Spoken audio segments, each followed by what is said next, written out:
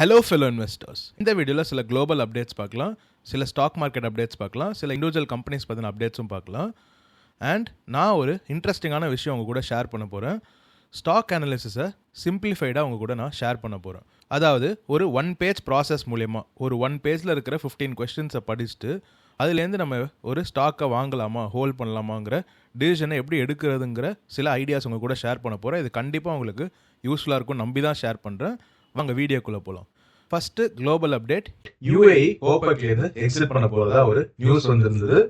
Oil பிரைசஸ்லாம் இன்னுமே எலிவேட்டடாக தான் இருக்குது, $103 மேலே இருக்குது. ட்ரம்ப்புக்கு ஈரானுக்கு எப்படி டீல் போடுறதுன்னு தெரிலங்கிற மாதிரி சொல்கிறாரு. ஈரான் அந்த அதர் ஹேண்ட் இன்னுமே ஒரு நான் நியூக்ளியர் டீலுக்கு ரெடி ஆகலை. இந்த மாதிரி அன்சர்டனிட்டி நிலவிட்டு இருக்கிற ஒரு டைமில் இந்தியன் ஸ்டாக் மார்க்கெட் இன்றைக்கி பாசிட்டிவாக பெர்ஃபார்ம் பண்ணிட்டு இருந்தது.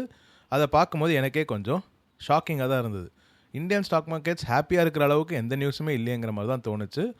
அண்ட் ஒரு பாயிண்டில் 1.2 1.3% நிஃப்டி 50 க்ரீனில் தான் ட்ரேட் ஆகிட்டு இருந்தது. இப்போ 0.68% க்ரீனில் ட்ரேட் ஆகிட்டு இருக்கு. நான் இந்த வீடியோவை 3:23 PM ரெக்கார்ட் பண்ணுறேன். So it is pretty much the time when the market is about to close. Nifty next 50 and mid cap ரெட்டில் தான் ட்ரேட் ஆகிட்டு இருக்கு. நிஃப்டி ஸ்மால் கேப்பில் 0.4% க்ரீனில் ட்ரேட் ஆகிட்டு இருக்கு. செக்டரில் பார்க்கும்போது இன்றைக்கி ஒரு கிளியர் டிவைட் தெரியுது. FMCG, realty sector and auto sector இன்றைக்கி நல்லாவே பெர்ஃபார்ம் பண்ணியிருக்கு. எஃப்எம்சிஜியில் இன்றைக்கி ஒரு டீசெண்டான ரெக்கவரியை நம்மளால் பார்க்க முடிஞ்சது. ரீசெண்ட் இயர்ஸில் அதிகமாக ரன் அப் கொடுத்த PSU பேங்க் இன்றைக்கி நெகட்டிவாக பெர்ஃபார்ம் பண்ணிகிட்ருக்கு. ரொம்ப நாளாக டைம் கரெக்ஷனில் போயிட்டுருக்க ப்ரைவேட் செக்டர் பேங்க் இன்றைக்கி ஓரளவுக்கு பாசிட்டிவாக ட்ரேட் ஆகிட்டு இருக்கு. இண்டஸ்இண்ட் பேங்க்லேயே பெர்ஃபார்ம் பண்ணியிருக்கு. ஹெல்த் கேர்லையும் பார்த்தீங்கன்னா டாக்டர் ரெட்டிக்கு கேனடாவில் செமிகுலேட்டட் அப்ரூவல் கிடச்சிருச்சு. அவங்களுமே நல்லா பெர்ஃபார்ம் பண்ணியிருந்தாங்க. தீமேட்டிக் இண்டெக்ஸஸ் பார்க்கும்போது நம்ம வழக்கம் போல் பார்க்குற கேபிட்டல் மார்க்கெட்ஸ் இண்டெக்ஸஸ் பார்த்துரும் 0.22% க்ரீனில் ட்ரேட் ஆகிட்டு இருக்கு. பட் இங்கேயுமே ஒரு கிளியர் டிவைட் தெரியுது. இந்த வீடியோவில் நான் ஒரு 1 பேஜ் ப்ராசஸை உங்கள் கூட டிஸ்கஸ் பண்ண போகிறேன்னு சொல்லியிருந்தேன். அதை நான் எடுத்த ஒரு சோர்ஸ் வந்து விஷால் கண்டல்வால்ங்கிற யூடியூப் சேனல் தான். நான் இவரை ரொம்ப ஃபாலோ பண்ணிட்டு வரேன். இவரோட பாட்காஸ்ட்லாம் ரொம்ப இன்ட்ரெஸ்டிங்காக இருக்கும். இவரோட வீடியோஸ் எல்லாமே இன்ட்ரெஸ்டிங்காக இருக்கும். மறுபடியும் சொல்லிக்கிறேன், இது ஒரு ப்ரொமோட்டட் கண்டென்ட் கிடையாது. இவர்கிட்ட எவ்வளோ பணம் வாங்கினீங்கிறதுலாம் என்கிட்ட கேட்காதீங்க. நிஜமாலே இவருக்கு நான் யாருன்னு கூட தெரியாது. ஸோ இங்கிலீஷில் ஃபாலோ பண்ண கஷ்டப்படாதவங்க கண்டிப்பாக இவரோட சேனலை போய் ஃபாலோ பண்ணுங்கள். கண்டிப்பாக உங்களுக்கு நிறையா இன்சைட் கிடைக்கும். இவரோட one of the recent videos stock analysis simplified my 1 page ப்ராசஸ்ங்கிற ஒரு வீடியோ எடுத்து தான் நான் உங்ககிட்ட இன்றைக்கி டிஸ்கஸ் பண்ண போகிறேன். நிறைய பேருக்கு இந்த சேனல் ஆக்சசபிளாக இல்லாமல் இருக்கலாம், இல்லை இங்கிலீஷ் புரியாமல் இருக்க வாய்ப்புகள் இருக்குது, இல்லை இந்த வீடியோவை நீங்கள் பார்க்காம இருக்கிறது கூட வாய்ப்புகள் இருக்குது. And it is 44 minutes long. இதை நான் கொஞ்சம் சிம்பிளாக ஷார்ட்டாக உங்கள் கூட இன்றைக்கி டிஸ்கஸ் பண்ண போகிறேன். I am very confident that this will help you. நான் இந்த வீடியோ முழுசாக பார்த்தேன். அவர் டிமார்ட்டை ஒரு எக்ஸாம்பிளாக வச்சு இதை பண்ணியிருந்தார். ரொம்பவே இன்ட்ரெஸ்டிங்காக இருந்தது. கண்டிப்பாக உங்களுக்கு இங்கிலீஷ் புரியும்னா போய் அந்த வீடியோவை பாருங்கள். இப்போ நம்ம அந்த ப்ராசஸ்க்குள்ளே போகலாம். It's a 1 page process. மொத்தமாக 15 கொஸ்டின் இருக்குது. அதை 3 கேட்டகரியாக பிரிச்சிருக்காரு. Business, management and price. நம்ம ஆர்டராகவே போகும். இதை ஆரம்பிக்கிறதுக்கு முன்னாடி நம்ம எந்த கம்பெனியை இதை பொருத்தி பார்க்குறோங்கிறத ஃபஸ்ட்டு யோசிச்சுக்கணும். நான் இந்த வீடியோவில் மேலோட்டமாக டிஸ்கஸ் பண்ண போகிறேன். நீங்கள் இன்ட்ரெஸ்டாக இருந்தீங்கன்னா இஸ் டேஷ் வர்த் ஏர்னிங் இருக்குல்ல, அங்கே ஒரு கம்பெனியை பொருத்திட்டு இந்த கொஸ்டின்ஸை ஆன்சர் பண்ண ட்ரை பண்ணுங்கள். இந்த கொஸ்டின்ஸை நீங்கள் ஆன்சர் பண்ணி முடிக்கிறதுக்குள்ளே கண்டிப்பாக உங்களுக்கு ஒரு தெளிவான பதில் கிடைக்கும். And fill 1 column at a time, be honest not cleverங்கிறத அவர் மென்ஷன் பண்ணியிருக்காரு. இது ஒரு ஃப்ரீ டாக்குமெண்ட் தான், நான் அதுலேருந்து டவுன்லோட் பண்ணியிருந்தேன். If you cannot fill all 3 columns clearly, the answer is simple, don't buy it. Own what you know, buy what you knowங்கிறத பீட்டர் லின்ச் சொல்லியிருக்காரு, ஹவர்ட் மார்க்ஸ் சொல்லியிருக்காரு, சார்லி மங்கர் சொல்லியிருக்காரு, வாரன் பஃபெட் சொல்லியிருக்காரு. உலகத்தில் இருக்கிற எல்லா இன்வெஸ்டர்ஸும் ஒரு பாயிண்ட் ஆஃப் டைமில் உங்களுக்கு தெரிஞ்சதை, உங்களுக்கு புரிஞ்சதை மட்டும் வாங்குங்கிறத சொல்லியிருப்பாங்க. அவங்க எல்லாமே அடிபட்டு கஷ்டப்பட்டு தான் இவ்வளோ பெரிய வெல்த்தை க்ரியேட் பண்ணியிருப்பாங்க. நம்மளும் அவ்வளோ பெரிய வெல்த் க்ரியேட் பண்ணணும்னா, ஸ்டாக் மார்க்கெட்டில் சக்ஸஸ்ஃபுல்லாக இருக்கணும்னா, அவங்க சொல்கிறத கேட்டு அப்படியே நடந்துக்காமல் நிஜமாலே அவங்க சொல்கிறத உள்வாங்கிட்டு நம்ம ஃபில்டர் மூலயமா அதுலேருந்து இருக்கிற கருத்துக்கள் எடுத்துகிட்டு நம்மளோட ஓன் கருத்துக்களை ஃபார்ம் பண்ணால் மட்டும்தான் அது நடக்கும். ஸோ நம்ம ஃபஸ்ட்டு எந்த கம்பெனியை டிஸ்கஸ் பண்ண போகிறோங்கிறத இங்கே ஃபில் பண்ணிக்கணும். அதுக்கப்புறமா நம்ம கேட்க வேண்டிய கேள்விகள். ஃபஸ்ட்டு கேட்டகரிக்கு வரும், business. Do I truly understand this பிஸ்னஸ்ங்கிற ஒரு கேள்விக்கு நம்ம இந்த 5 கேள்விஸ் ஆன்சர் பண்ணோன்னா பதில் தெரிஞ்சிடும். First question, what does this company actually do? Explain it in a plain sentence like to a 10-year-old. ஒரு 10 வயசு குழந்தைக்கு புரிகிற மாதிரி இந்த கம்பெனியோட பிஸ்னஸ் மாடல், அவங்க என்ன பண்ணுறாங்க, அவங்களோட என்டையர் பிஸ்னஸ் எதை சுற்றி நடக்குதுங்கிறத உங்களால் எக்ஸ்பிளைன் பண்ண முடிஞ்சதுன்னா, அந்த 10 வயசு குழந்தைக்கு புரிகிற மாதிரி உங்களால் எக்ஸ்பிளைன் பண்ண முடிஞ்சதுன்னா உங்களுக்கு இந்த கம்பெனி நிஜமாலே என்ன பண்ணுதுங்கிறது தெரியும். 2வது question, how do they make money and from whom? அவங்க எப்படி அவங்களோட ரெவென்யூவை ஜெனரேட் பண்ணுறாங்க, யார்கிட்டேருந்து அந்த ரெவென்யூ அவங்களுக்கு வருது. ஃபார் எக்ஸாம்பிள் பிஸ்னஸ் டு பிஸ்னஸா, இல்லை பிஸ்னஸ் டு கன்சியூமராங்கிற கிளாஸிஃபிகேஷன்லாம் நீங்கள் கேள்விப்பட்டிருப்பீங்க. அந்த கிளாஸிஃபிகேஷன் மூலிமா இவங்க ரெவென்யூ எந்த சோர்ஸ்லேருந்து ஜெனரேட் ஆகுது, அவங்க எப்படி இந்த ரெவன்யூ ஜெனரேட் பண்ணுறாங்கங்கிற மாடல் உங்களுக்கு புரியுமா, who pays what at what மார்ஜினுங்கிறத நம்ம தெரிஞ்சுக்கணும். ஸோ இந்த கம்பெனியோட ரெவன்யூ, அவங்க மார்ஜின்ஸ் எவ்வளோ, அதாவது இவங்க எவ்வளோ செலவு பண்ணியிருக்காங்க, எவ்வளோ அவங்க கேபிட்டல் எம்ப்ளாய் பண்ணால் அவங்களால எவ்வளோ ரெவன்யூ ஜெனரேட் பண்ண முடியும், இந்த மாதிரியான விஷயங்கள்லாம் உங்களுக்கு தெரியுமாங்கிறது ரெண்டாவது கொஸ்டின். மூணாவது, am I pretending to understand this business or do I really understand. இது ஒரு ரொம்பவே முக்கியமான விஷயம். நம்மளுக்கு இந்த பிஸ்னஸ் நிஜமாலே புரியுதா இல்லை நம்மளுக்கு புரிஞ்ச மாதிரி நடிச்சிட்டு இருக்குமாங்கிற ஒரு கேள்வியை நமக்குள்ளேயே நம்ம கேட்டுக்கணும். இந்த பிஸ்னஸ் நம்மளுக்கு புரிஞ்ச மாதிரி நடிச்சுக்கிட்டு இருந்தோங்கிற பதில் பெரும்பான்மையான டைமில் வரையாது. ஏன்னா நம்ம எல்லாருமே ஒரு டினையல் ஃபேஸில் இருப்போம். நிஜமாலே நம்ம இந்த கேள்வியை உள்வாங்கி ஆழமாக யோசித்து அதுக்கப்புறமா ஒரு பதிலை தேடணும். நாலாவது, would I be happy owning this for 10 years if the market shuts tomorrow. இது வாரன் பஃபெட் சொல்கிற ஒரு விஷயம் தான். நான் வாங்குகிற கம்பெனி 10 வருஷம் கழிச்சு மார்க்கெட்டே இல்லாமல் திடீர்னு ஒரு நாள் திறந்து பார்த்தா கூட நான் அதை ஹோல்ட் பண்ணுறது கம்ஃபர்டபுளாக இருந்தால் மட்டும் தான் ஒரு கம்பெனியை வாங்குங்கிறத சொல்லியிருப்பார். கிட்டத்தட்ட இந்த கேள்வி அதுதான் சொல்லுது. நீங்கள் இந்த கம்பெனியை வாங்கிட்டு நாளையிலேருந்து மார்க்கெட்டில் அது என்ன விலையில் போயிட்டுருக்குங்கிறது கூட உங்களுக்கு தெரியாமல் 10 வருஷம் கழிச்சு திடீர்னு மார்க்கெட் ஓப்பன் ஆகும்போது இந்த கம்பெனியை நீங்கள் போய் பார்த்தா போதுங்கிற ஒரு நிலைப்பாட்டில் நீங்கள் இந்த கம்பெனியை வாங்குவீங்களாங்கிறத நீங்கள் கேட்டுக்கணும். அஞ்சாவது, what could kill this business, technology, regulation and changing habits. So இதில் இந்த 3 விஷயங்களை கவர் பண்ணுற மாதிரி technology, regulations or changing habits இந்த பிஸ்னஸையே காலி பண்ணிடுமாங்கிற கேள்வியை நம்ம கேட்டுக்கணும். இதை நான் ஐஎக்ஸில் கூட அடிக்கடி உங்ககிட்ட சொல்லியிருக்கேன்.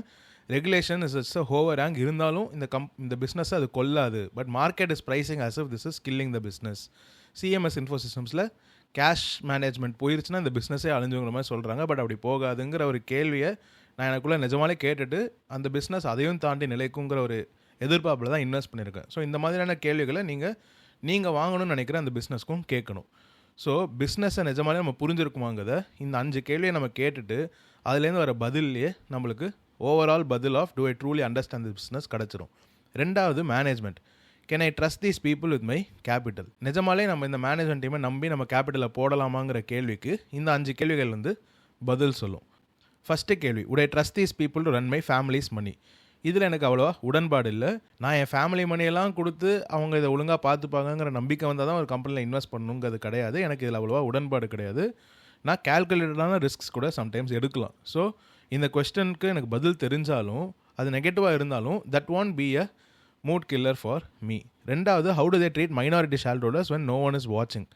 ஸோ அவங்க எவ்வளோக்கு எவ்வளோ டிரான்ஸ்பரண்ட்டாக அவங்களோட share holders especially retail holders கிட்ட அவங்க இருக்காங்க தான் நம்ம க்ளோஸாக வாட்ச் பண்ணணும்.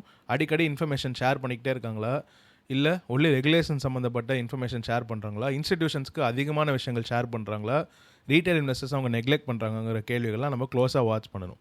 மூணாவது, what do they last 10 years of capital allocation tell you. So அவங்க லாஸ்ட் 10 years-ஆக அவங்க கம்பெனி மூலமா ஜெனரேட் பண்ணுற ரெவன்யூயும் ஏர்னிங்ஸையும் கேஷ் ஃப்ளோவையும் அவங்க எப்படி அலோகேட் பண்ணுறாங்க ஃபார் ஃபியூச்சர் க்ரோத், ஃபார் ரீஇன்வெஸ்ட்மெண்ட்ஸ் அவங்க எப்படி அலோகேட் பண்ணுறாங்கங்கிறத லாஸ்ட் 10 years நம்ம க்ளோஸாக அவங்களோட ட்ராக் ரெக்கார்டு எடுத்து ஸ்டடி பண்ணோன்னா அவங்க அதில் அவங்களுக்கு சாட்டிஸ்ஃபைங்காக இருந்தாங்கன்னா நெக்ஸ்ட் ஃபியூ இயர்ஸ்க்கும் நல்லா பண்ணுவாங்கங்கிற ஒரு ஐடியா நம்மளுக்கு கிடைக்கும். நாலாவது கேள்வி, do they tell the truth in good years and in bad years. Read 3 annual letters. So annual லெட்டர்ஸில் அவங்க நல்ல காலத்தில் ஆப்வியஸ்லி ஆப்டமிஸ்டிக்காக பேசுவாங்க. அவங்களோட பேட் ஃபேஸஸில், அண்டர் பர்ஃபார்மிங் ஃபேஸஸில் கூட அவங்க உண்மையை மட்டும் சொல்கிறாங்கங்கிறத நம்ம அவங்களோட ஆனுவல் லெட்டர்ஸ், அவங்களோட ஆனுவல் ரிப்போர்ட்ஸ்லாம் படிக்கும்போது தெரியும். அதை படித்து டிசைட் பண்ணுங்கிறத இவர் சொல்கிறார். அஞ்சாவது, do they really have skin in the game and for how long. Skin in த கேம்னா அந்த ப்ரொமோட்டர் ஹோல்டிங் தான் மறுபடியும் இவர் குறிக்கிறாரு. எவ்வளோக்கு எவ்வளோ அவங்களுக்கு ஸ்கின் இந்த கேம் இருக்குது. இந்த மேனேஜ்மெண்ட் டீம் அவங்களோட பணத்தை இந்த பிஸ்னஸ்குள்ளே போட்டிருக்காங்களா, அவங்க எவ்வளோ வருஷமாக இந்த பிஸ்னஸ்குள்ளே இருக்காங்க, அவங்க இந்த பிஸ்னஸ் ரன் பண்ணுறது மூலிமா அவங்களுக்கு ஏதாவது இன்சென்டிவ் இருக்கா, இந்த மாதிரியான கேள்விகள்லாம் நம்ம கேட்கணும். இந்த 5 கேள்விகளுக்கு நம்ம ஆன்சர் தெரிஞ்சுக்கிட்டோன்னா can I trust these people with my கேபிட்டலுக்கு ஆன்சர் தெரிஞ்சிடும். மூணாவது, ப்ரைஸ் சம்மந்தப்பட்டது. நம்ம நிஜமாலே சென்சிபிளான ப்ரைஸ் பே பண்ணுறோமா, ரீசனபிளான வேல்யூவேஷனில் வாங்குறோமாங்கிற கேள்விக்கு இந்த 5 கேள்விகள் பதில் சொல்லும். First, what am I paying today? PE, earnings yield or whichever valuation model fits. Free cash ஃப்ளோவோ, ப்ரைஸ் டு ஏர்னிங்ஸோ எந்த மாடல் நீங்கள் யூஸ் பண்ணாலும் நம்ம இன்றைக்கி அந்த பிஸ்னஸ்க்கு எவ்வளோ பே பண்ணுறோம், அது வேல்யூபிளான ஒரு ரீசனபிளான ஒரு ரேட்டாங்கிறத நம்ம ஃபஸ்ட்டு கேட்கணும். ரெண்டாவது, what is a market implicitly expecting and to I agree. For example, ஒரு 100 பேர் இருக்கிற கம்பெனி 30-40% அவங்க ஏர்னிங்ஸை வளர்த்துக்கிட்டே வராங்களாங்கிறத நம்ம கேட்கணும். சம்டைம்ஸ் அவங்களால 50% வளர்க்க முடியாமல் இருக்கும். பட் மார்க்கெட் அதை எக்ஸ்பெக்ட் பண்ணலாம். அந்த எக்ஸ்பெக்டேஷன்ஸோட நீங்கள் ஒத்து போகிறீங்களா, இந்த வேல்யூவேஷன் மார்க்கெட் கொடுத்துருக்கு அந்த வேல்யூவேஷனோட நீங்கள் ஒத்து போகிறீங்களா, அவங்க இவ்வளோ growth ரேட் கொடுப்பாங்கன்னு மார்க்கெட் எதிர்பார்க்குது, நம்ம அதே எதிர்பார்ப்போடு இருக்குமாங்கிற கேள்விகள் கேட்டோம்னா நம்ம சென்சிபிளான வேல்யூவேஷனாக இல்லையாங்கிறத தெரிஞ்சுக்கலாம். மூணாவது, what would I pay if ever buying the whole business. So இது வந்து மோனிஷ் பெப்ராய், சார்லி மங்கர்லாம் சொல்லியிருக்காங்க. நானுமே அவங்க இன்டர்வியூஸில் கேட்டிருக்கேன். நம்ம ஆப்வியஸாக இது இமேஜின் தான் பண்ண முடியும், நம்மக்கிட்ட அவ்வளோ கேபிட்டல் இல்லை. இன்றைக்கி நான் இந்த என்டையர் பிஸ்னஸை வாங்கணும்னா நான் என்ன விலை கொடுத்து வாங்குவேன்? இந்த பிஸ்னஸோட ஃபியூச்சர் ட்ரெஜெக்டரி எப்படி இருக்குது, அவங்களோட டியூரபிலிட்டி எப்படி இருக்குது, அவங்களுக்கு ஒரு லாங் ரன்வே இருக்கா, அவங்களோட மோட் சஸ்டைனபிளாக இருக்கா, அவங்களால லாங் டேர்மில் அவங்க ஏர்னிங்ஸையும் ரெவன்யூஸையும் க்ரோ பண்ணிக்கிட்டே இருக்க முடியுமாங்கிற கேள்விகள்லாம் தெரிஞ்சால் மட்டும்தான் நிஜமாலே இந்த பிஸ்னஸ்க்கு மொத்தமாக நீங்கள் எவ்வளோ கொடுத்து வாங்குவீங்கிற பதில் கிடைக்கும். அப்படி மொத்தமாக எவ்வளோ கொடுத்து வாங்குவீங்கிற பதில் கிடைச்சதுன்னா இன்றைக்கி அதோட வேல்யூவேஷன் ரீசனபிளாக இருக்கா இல்லையா, நம்ம ஒரு சென்சிபிள் ப்ரைஸ் பே பண்ணுறோமா இல்லையாங்கிற பதில் கிடச்சிரும். நாலாவது, at what price would I sell and why. Decide before I buy, not after. So இதில் முக்கியமான விஷயம் என்னென்னா, நம்ம வாங்கும்போது சில பேர் வந்து இது இங்கேருந்து வந்து ஒரு 50 பியை தாண்டிடுச்சுன்னா நான் எஸ்கேப் ஆயிடுவேன், நான் அதுலேருந்து விற்றுட்டு போயிடுவேன், ஏன்னா அது 50 பி அளவுக்கு அவங்களோட க்ரோத்துக்கு ஒர்த்து இல்லைன்னு தோணலாம். சில பேர் வந்து இந்த கம்பெனி இந்த price to free cash flow valuation ரேஞ்சில் இருக்கும்போது மட்டும் தான் நான் வாங்குவேன் டிசைட் பண்ணலாம். சில பேர் அவங்க மார்ஜின்ஸ் கட் ஆகும்போது விற்றுட்டு போயிடுவாங்கிற ஒரு டிசிஷனுக்கு வரலாம்.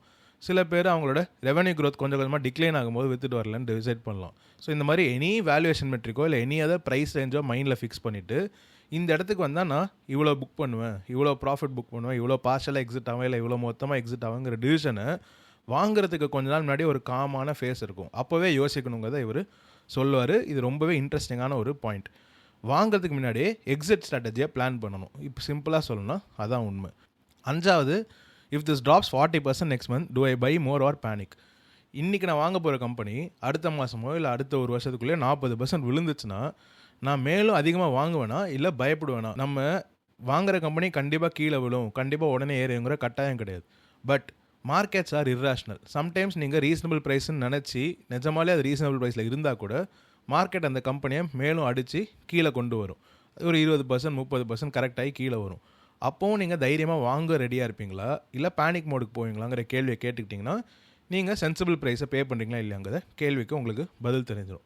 ஸோ இந்த 1 பேஜ் ப்ராசஸில் நீங்கள் எனி கம்பெனியை பொறுத்தி இந்த 15 கேள்விகளை கேட்டு தெரிஞ்சு அதில் ஏதாவது ஒரு காலம் உங்களால் ஒழுங்காக கிளியராக பதில் சொல்ல முடியல, உங்களுக்கு சரியான ஆன்சர் தெரியலனா கூட நீங்கள் அந்த பிஸ்னஸில் இன்வெஸ்ட் பண்ணாமல் இருக்கிறதே நல்லது. Because you don't know the business truly. நீங்கள் நிஜமாலே இந்த பிஸ்னஸை முழுசாக தெரிஞ்சுக்கிட்டிங்கன்னா இந்த எல்லா கேள்விகளும் ஈஸியாக பதில் சொல்லலாம். இதில் 1 or 2 கொஸ்டின்ஸில் எனக்கே உடன்பாடு இல்லை. For example, would I trust these people to run my family's money? அப்புறம் அவங்க ஷேர் ஹோல்டர்ஸை எப்படி ட்ரீட் பண்ணுறாங்க. சில கேள்விகள்லாம் நம்மளால் பதில் கண்டுபிடிக்க முடியாமல் இருக்கலாம். சில கேள்விகள் நம்மளுக்கு தேவையே இல்லாத மாதிரியும் தோணலாம். But more or less most of these questions are very reasonable. ரொம்பவே எஃபெக்டிவான ஒரு டூலாக நான் இதை பார்க்குறேன். இந்த 1 பேஜ் ப்ராசஸ் ரொம்பவே இன்ட்ரெஸ்டிங்காக இருந்தது. மறுபடியும் சொல்கிறேன், நான் மேலோட்டமாக டிஸ்கஸ் பண்ணியிருக்கேன். உங்களுக்கு இன்னும் டீட்டெயிலாக புரியணும்னா விஷால் கண்டல்வாலோட சேனலை போய் ஃபாலோ பண்ணுங்கள், அந்த வீடியோவை பாருங்கள், உங்களுக்கு ரொம்பவே யூஸ்ஃபுல்லாக இருக்கும். It's not a promoted content. இந்த வீடியோவில் நம்ம சில இம்பார்ட்டண்டான அப்டேட்ஸ் பார்த்துருந்தோம். டாக்டர் ரெட்டி இன்றைக்கி நல்லா பெர்ஃபார்ம் பண்ணிட்டு இருந்தது. பட் ஓவராலாக எண்ட் ஆஃப் த டேல எல்லாமே ஒரு செல் ஆஃப் சந்திச்சிட்ருக்கு. நாளைக்கு மார்க்கெட்ஸ் எப்படி பெர்ஃபார்ம் பண்ணுது நாளைக்கு வீடியோவில் பார்க்கலாம். நாளைக்கு இதே மாதிரியான இன்னொரு இன்ட்ரெஸ்டிங்கான விஷயத்தை உங்கள் கூட ஷேர் பண்ணுறேன். I hope it will be useful to you. இந்த வீடியோ உங்களுக்கு யூஸ்ஃபுல்லாக இருந்ததுன்னா லைக் பண்ணுங்கள், ஷேர் பண்ணுங்கள், இந்த சேனலுக்கு சப்ஸ்கிரைப் பண்ணி என்னை சப்போர்ட் பண்ணுங்கள். Thank you so much. Hello fellow investors, இந்த வீடியோவில் டிஸ்கஸ் பண்ணுற எந்த கம்பெனிஸையுமே ஸ்டாக் ரெக்கமெண்டேஷன்ஸாக எடுத்துக்காதீங்க. என்னால் பை கால், ஹோல் கால், செல் கால் எதுவுமே ரெகுலேஷன்ஸ் படி கொடுக்க முடியாது. இது உங்களுக்கு புரியும்னு நம்புகிறேன். நீங்கள் உங்களோட own research and due diligence பண்ணி மட்டும் ஒரு இன்வெஸ்ட்மெண்ட் டிசிஷன் எடுங்க. முடிஞ்சால் ஒரு நல்ல ஃபினான்ஷியல் அட்வைசர் கிட்ட கேட்டே டிசைட் பண்ணுங்கள். Thank you so much.